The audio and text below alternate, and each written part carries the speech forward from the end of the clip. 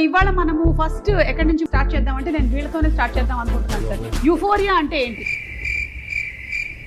మీరే ఒక ఆవిడ మీద కేసు వేసుకున్నారు అంటున్నారు. అలా ఎందుకు వేసుకున్నారు అనేది నాకు ఇప్పుడు I'm waiting to watch it on February 6th. Euphoria in love. Yes, with my parents. With your parents, yeah, because your parents are watching now. I know. ఆ ప్రేమలో పడినప్పుడు ఉండేటువంటి ఫీలింగ్ భూమిక గారి పాట నువ్వే మాయ చేసావు గాని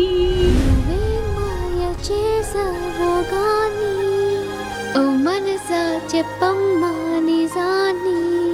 అసలు ఏమి పాట అసలు. ఆవిడ ఒక్కసారి చేస్తే మేము 100 సార్లు ఇలా పడుకొని ఇలా ఇలా ఇలా అనుకున్నాం అనమాట. ఒక్కడప్పుడు చూసిన స్వప్న ఎలా ఉందో ఇప్పుడు యూఫోరియాలో వింజే కూడా అలాగే ఉందా లేదా? ఎగ్జాక్ట్లీ వాట్ యు మా ఇంట్లో ముగ్గురు ఆడాళ్ళు, నేను ఒక్కనే మగాడు.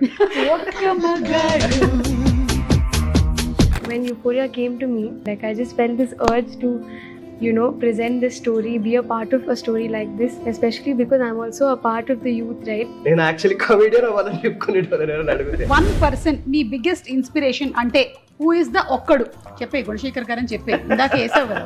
మీరు అలా నిరికిచ్చేశారు మధ్యలో. ఇప్పుడు ఆయన పేరు చెప్పబోద్దు బాగోదండి. గుణశేఖర్ గారు ఓకే. కోపం అయితే ఏదో నేనే నేను కుదురుకున్నాను అసలానే ఎదవను నేను. ఐ థింక్ మీరు చాలా బ్యూటిఫుల్ కాన్సెప్ట్ ని తీసుకొని వస్తున్నారండి. ఎందుకంటే ఒక థియేటర్ కానీ సినిమా కానీ it was meant to reflect the society. Fun అనేది ఎప్పుడు లైఫ్లో ఉంటూనే ఉంటుంది, కానీ నీడ్ ఆఫ్ ది అవర్ ఖచ్చితంగా ఇది మిమ్మల్ని ఏమాత్రం డిసప్పాయింట్ చేయదు. I think the whole film for me is like something that I'll take back for a long time. Impactful cinema చూడాలంటే ఖచ్చితంగా రావాలి. మీరు ఎప్పుడు మీ పిల్లలతో చూస్తున్నారు?